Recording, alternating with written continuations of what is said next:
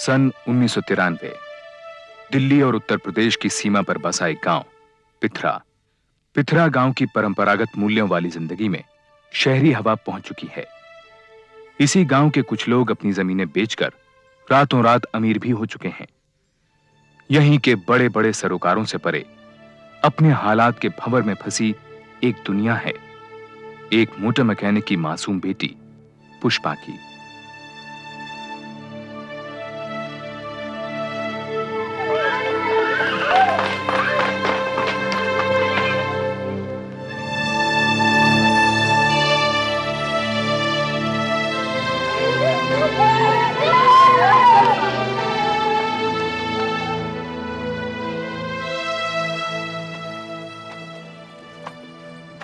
पुष्पा। हाँ बापू। ये क्या है? बापू आमिर खान। वो तो मुझे भी दिखाई दे रहा है, लेकिन जब मैंने कहा था कि ये हीरो हीरोइनों की फोटो मुझे अपने घर की दीवारों पर नहीं दिखाई देनी चाहिए, तो तेरी हिम्मत कैसी हुई? बापू आज गलती हो गई, बस आगे से नहीं होगा। कान खोल के सुन ले, अगर ऐसा शौक पालना है ना तो जमीन में गाड़ दूंगा। जा टिफिन ले आ। खड़ी क्या? जा टिफिन ले क्या? बापू खाना नहीं बना। क्यों? वो कोयला नहीं था ना। तो ला नहीं सकती थी? वो आपसे रात को बोला तो था, लेकिन अब नशे में थे। अरे जबान चलाती है, पहाड़ भर की हो गई लौंडिया, लेकिन कोई सुख नहीं। मेरी तो जिंदगी नरक होके रह गई है।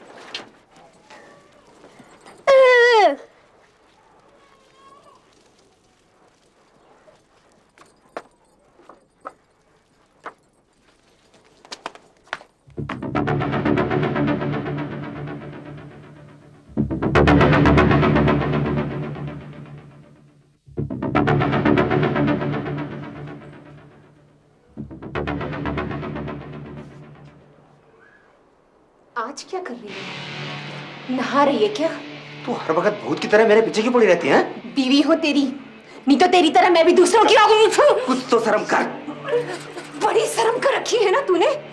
तेरी इसी टांग छां की वजह से मेरी बहन तक ने आना बंद कर दिया है। क्या कह रहा था उससे सरोज? वीडियो पे फिल्म दिखाऊंगा? दिखा लाए फिल्म।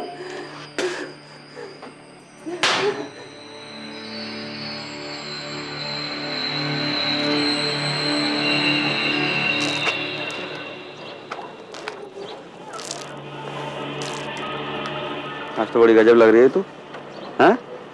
हेमा मालिनी जैसी। चल चल अपना काम कर। काजल रोज लगाया कर तू, बड़ा फपता है तुझ पे। अब तू बड़ी हो गई, तेरा बापू छोटी छोटी बातों पे तुझ पे हाथ उठाता, मुझे बड़ी तकलीफ होती। कोयला चाहिए था ना, दुकान से आके ले जाती हैं?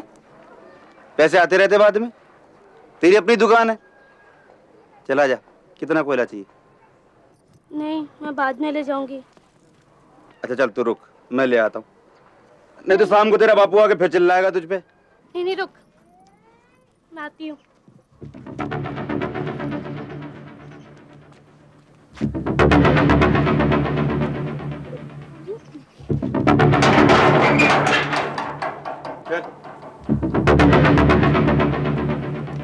जा वहां से भर ले कोयला।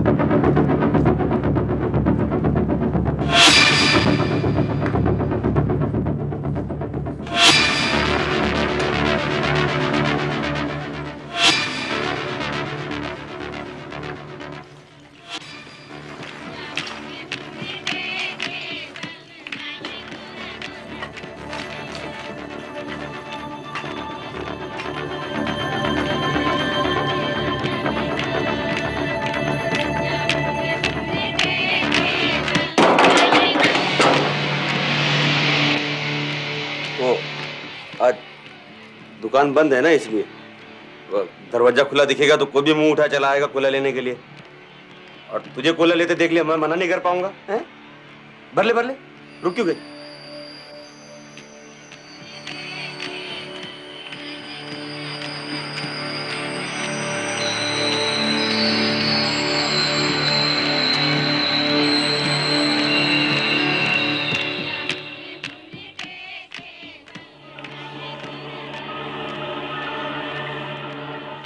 वो तो मेरे घर वालों ने जल्दी कर दी, नहीं तो मैं तो तुझसे शादी करने वाला था। सच्ची, तेरी कसम। ये कैसे उल्टी सीधी बातें कर रहे हो तुम? और बस मुझे इतना ही चाहिए, मैं घर जा रही हूँ। कहाँ जाएगी तू?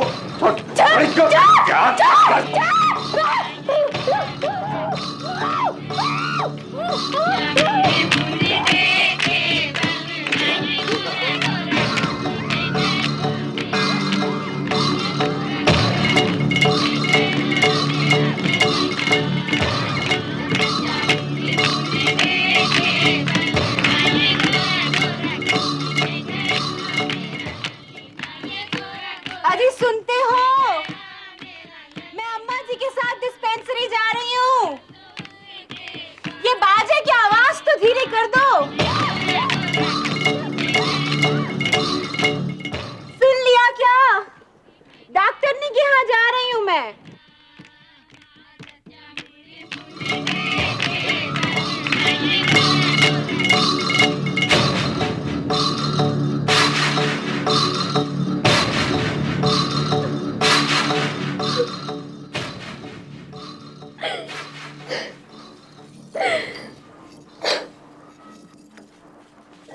मजा आया ना? चल जा अब। और सुन, किसी को इस बात का पता नहीं चलना चाहिए। मुझे तो कोई फर्क नहीं पड़ेगा, तेरा बाप तुझे मार डालेगा। और अगर तूने अपने बाप को बताई और वो मुझ पे चौड़ा हुआ तो दोनों को काट के फेंक दूंगा मैं, समझी? जा।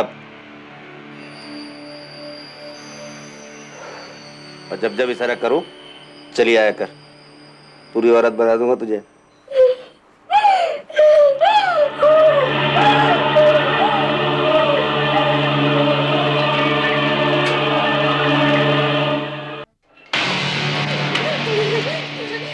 अगले 5 महीनों तक दीपचंद पुष्पा के साथ लगातार जबरदस्ती करता रहा। शुरुआत में वो पुष्पा को अपनी दुकान पर ही बुलाता रहा, लेकिन हिम्मत बढ़ने पर वो उसके घर भी पहुंचने लगा। पुष्पा को जिन हालात से गुजरना पड़ रहा था उनसे दर्शनलाल अनजान था। दीपचंद पुष्पा का मुंह बंद रखने के लिए उसे कई तरह की धमकियां देता रहता।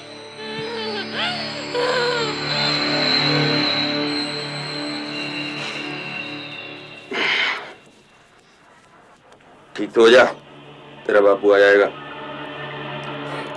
आजकल मुझे उल्टी होती है, जैसा ही होता है।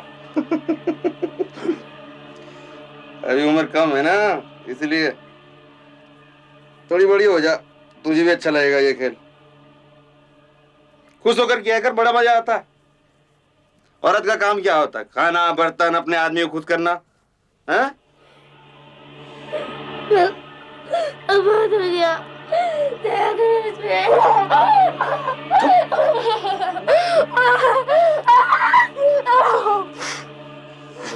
चुप करेगी ना, सबको बता दूंगा। गांव के सारे लौंडे आके दरवाजे पे लाइन लगाएंगे तेरे। ज्यादा बोलेगी बाजार में खड़ी करके कपड़े खोलूंगा तेरे। कौन दूर साली को चिनाल कहेंगी। पुष्पा की तबीयत लगातार बिगड़ने लगी। घर के कामकाज और पुष्पा की देखभाल के लिए दर्शनलाल ने पड़ोस के गांव में रहने वाली अपनी बहन को बुलवा लिया। इसी दौरान दर्शनलाल को काम के सिलसिले में शहर जाना पड़ा। पुष्पा की हालत देख बुआ ने उसे डॉक्टर के पास चलने को कहा। पुष्पी जिद नहीं करते हैं, हाँ? अरे देख तो सही अपना हाल, ना तुझे नहाने का होश है ना खाने का होश है, और कहती मुझे कुछ नहीं है। अरे मैं कहती हूँ कहीं पथरी वथरी ना हो, तेरी माँ को भी थी। तू चल मेरे साथ, उस डॉक्टरनी की दवाई खाएगी ना 2 दिन में ठीक हो जाए। चल उठ, चल जल्दी से तैयार हो जा, चल चल ना बेटा, चल उठ चल। क्या करूं, कैसे समझाऊं इसको? चल उठ। ये नीचे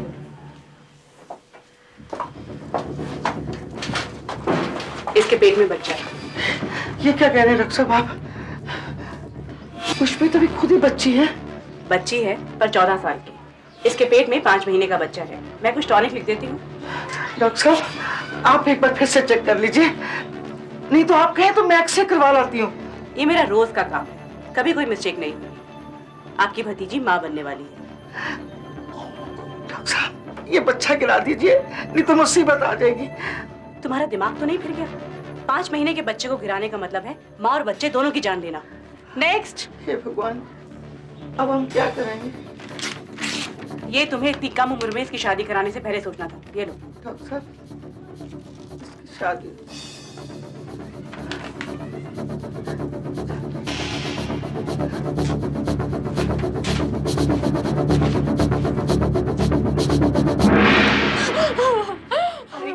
ये तो बता, किसके साथ मुंह काला किया तूने? अरे मैंने तो दर्शन को कितनी बार कहा कि इस लड़की को मेरे पास छोड़ दे, मेरी नजरों में रहेगी, पर उसने मेरी एक नहीं सुनी। अब भुगतो ही जन्म भर इस कलंक को। अरे 4 बिरादरी वाले थू थू करेंगे हमारे पे। अरे हमारे घर की लड़की कौन लेगा? 5 महीने का पाप पड़ना इसके पेट में। मैं क्या करूं? कैसे छुटकारा पाएंगे इससे हम? अरे अब तो बता, किसने किया ये पाप? कौन है वो? दीपचंद। दीपचंद? अपना कोले का टाल वाला दीपचंद? अरे करम चली, तू इसके जाल में कैसे फंस गई? तो लफंगा है, लफंगा।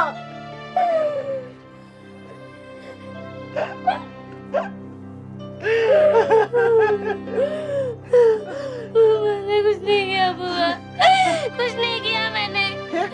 जबरदस्ती करी उसने मेरे साथ। तूने अपने बाप को क्यों नहीं बताया? कहता था तुम दोनों बाप बेटी को काट के फेंक दूंगा, किसी को बोला था। मारंदी बना, मारंदी बना मैं। मार मुझे, मार दे बुआ मुझे, जहर दे दे मुझे, मार दे मुझे जहर। पुष्पी, जहर तू नहीं खाएगी, जहर वो खाएगा। ओके, हमारे घर की इज्जत बर्बाद कर दी। कीड़े पड़ेंगे तुम्हें, कीड़े सारे खानदान को पड़ेंगे। अरे ऊपर वाला सब कुछ देख रहा है। अरे अंदर मुंह छुपा के क्यों बैठा है? बाहर आके देख लोगे तुम्हें, हमारे घर को बर्बाद कर देंगे। देखना, अब कुछ ही दिनों में ना तेरी जैसी शकल के बहुत सारे बच्चे गांव में खेलते नजर आएंगे। ज्यादा बकवास मत कर, 1 लाख पड़ेगी, होश ठिकाने आ जाएंगे।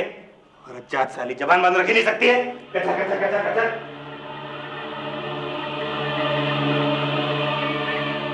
अगले दिन बुआ पुष्पा को महिला सुरक्षा संगठन के दफ्तर ले गई।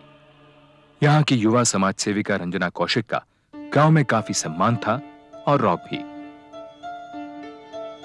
रंजना जी, हम तो बर्बाद हो गए ना। इसके चाल चलन के बारे में तो हम सबको मालूम था, लेकिन ये नहीं मालूम था कि इतनी छोटी बच्ची पर ये अत्याचार करेगा। हिम्मत से काम लो। अच्छा, पुष्पा की डॉक्टरी रिपोर्ट तो संभाल के रखी है ना? हाँ रंजना, ऐसी सजा दिलवाओ उसको कि 7 पुष्पों तक याद रखें। और ये तो अच्छा हुआ कि दर्शन नहीं यहाँ पर, वरना तो अभी मार काट हो जाती। और पुष्पा, इसको तो कभी नहीं छोड़ता वो। चिंता मत करो, मैं हूं ना। ये बताओ, ये दीपचंद की माली हालत कैसी है? जमीन बेच बेच कर पैसा बनाया है, कोले का टाल है उसका। 4 पैसे के आ गए, मोहल्ले भर में धूल जमाता फिरता है। हम गरीब सही, लेकिन इसका मतलब ये तो नहीं कि हमारी इज्जत उतारता फिरे। रंजना जी, बस इसको जेल भिजवाइए। सजा देने के तो और भी कई तरीके हैं, बस जैसा मैं कहती हूँ वैसा ही करो। जी। पुष्पा की दर्दनाक कहानी सुनने के बाद रंजना अगले 2 दिनों में दीपचंद और उसकी मां से अलग अलग मिली। इन मुलाकातों का मकसद था इन दोनों का पक्ष जानना और इनकी मनस्थिति समझना। पिथरा गांव का सरपंच ऊंची पहुंच वाले दीपचंद से कोई झगड़ा मोल नहीं लेना चाहता था। उसने इस मामले में पढ़ने से इनकार कर दिया, लेकिन रंजना के काफी समझाने के बाद दीपचंद और उसकी मां पुष्पा की बुआ से मिलने के लिए तैयार हो गए। दर्शन लाल अभी भी इस पूरे घटनाक्रम से अनजान था। हमारे लड़के पर उंगली उठाने से पहले अपने घर में देख लिया होता पुष्पा की बुआ। इसकी उम्र में तो हम लोग घर से कदम बाहर नहीं निकालते थे। शादी से पहले पराये मर्द को कभी देखा तक नहीं था आंख उठाकर। और ये हर आदमी के साथ हंसी मजाक करती रहती है। बिंदी क्या, काजल क्या, नैन पालिश क्या, 1000 तरह के तो फैशन सीख रखे हैं इसने। ये तो बचपन के शौक हुआ करते हैं, तुम्हारे हमारे जमाने की बात और थी। वही तो कह रही हूँ, शौक शौक में सो गई होगी किसी के साथ। किसी और के साथ नहीं, तुम्हारे दीपचंद के साथ। इसी ने जबरदस्ती की इसके साथ। अरे डरास मंगा के बुलाता रहा उसको अपने पास बार बार। ये इसकी गोद में इसी का बच्चा है। फिर वही बात तुमने कही और मैंने मान ली। क्यों रे पुष्पा, साफ साफ बता, ये बच्चा तेरे पेट में किसका है? अरे इससे क्यों पूछ रही हो? अपने लड़के से पूछो। अरे बच्चा रोकने की दवाइयां लाकर देता रहा इसको। इसी का बच्चा पल रहा है इसकी गोद में। देख पुष्पा की बुआ, बहुत सुन ली मैंने तेरी, मेरा मुंह मत खुलवा। तू समझती है कि मैं पुष्पा को अपने घर में रख लूंगी? तो भूल जा। देखिए चुप हो जाइए। क्या चुप हो जाइए? अम्मा मैंने तो पहले ही मना करी थी, मत बुलाओ इन कंगलों को। हमारे रुपए पैसे पर नजर है इनके। अम्मा क्या बताऊं, बहुतों के साथ नैन मटक के कर चुकी है ये। इसके यारों की गिनती करने बैठो तो सुबह से शाम हो जाए, उसी में से किसी यार की औलाद होगी ये। अरे क्यों हमारी इज्जत पर कीचड़ उछालने पर लगे हो? अरे क्यों इसकी जिंदगी बर्बाद कर दी तुमने? हैं? अरे सारा गांव जानता है तुम्हें। क्या जानता है? बोल, क्या जानता है? अरे तेरी तो औरत भी तुझे जानती है, तेरे करतूतों को। तूने तो अपने घर की नौकरानी तक को नहीं छोड़ा। तू तो राक्षस है, राक्षस। अरे पुष्पी के पेट में तेरी गंदगी पल रही है। अरे तो साबित करना, यहाँ क्यों तमाशा खड़ा कर रही है? बुला पुलिस को, खड़ा कर मुझे कचहरी में। अब ज्यादा बोले तो जवान खींच लूंगा तेरी। चलो यहाँ से, उठ, निकल यहाँ से। देख लूंगी तुझे दीपचंद, मेरे भाई दर्शन को आने दे, फिर देख लेंगे तुझे। क्या क्या देख लेगी? निकल यहाँ से। जा जा, हाँ, देख लूंगी, क्या देख लेना? अरे भगवान को पेगा तुझे, तू समझ गया ना?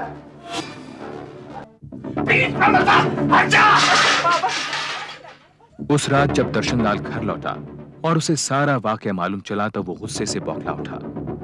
उसे हैरानगी हो रही थी कि पुष्पा ने उसे ये बात पहले दिन क्यों नहीं बता दी। अरे तो मैं कैसे काट के फेंक देता, पागल क्या मैं? बचपन से मैंने तुझसे पाल पोस के बड़ा किया। कुछ में तो 1 साल की छोड़ के चली गई थी, तब से मैंने ही तो। पता नहीं क्या होगा इसका।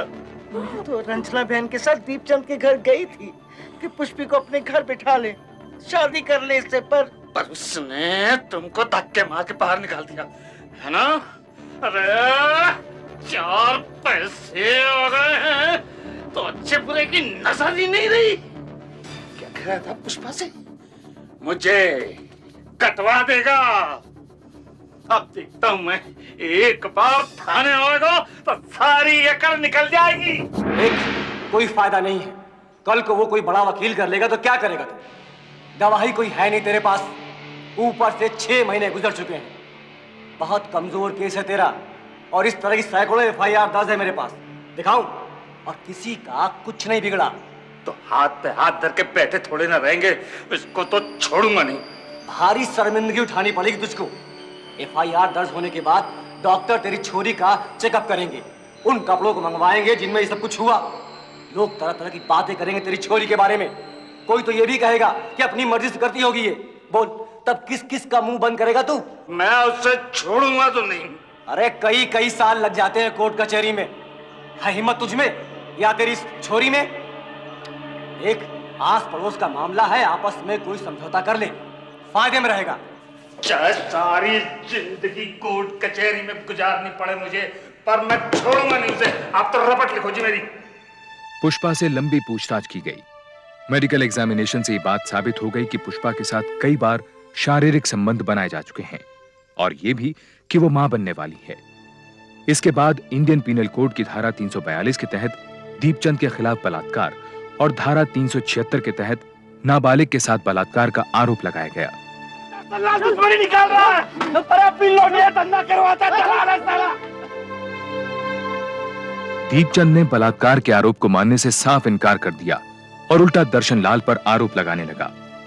20 दिन तक पुलिस हिरासत में रहने के बाद दीपचंद के परिवार ने उसे जमानत पर छुड़वा लिया।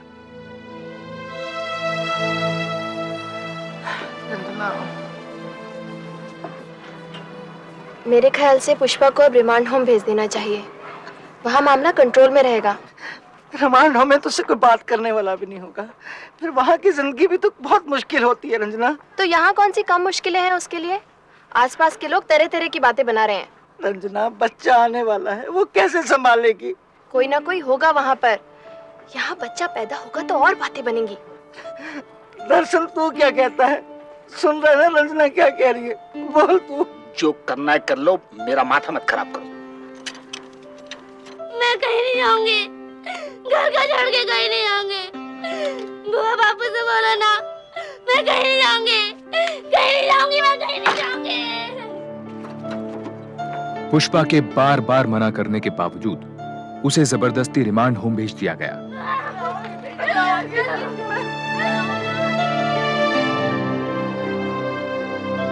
रिमांड होम की सूनी और बेरंग दुनिया में कितने दिन महीने गुजारने पड़ सकते हैं, इस बात का अंदाजा ना तो पुष्पा को था और ना ही उसके घर वालों को।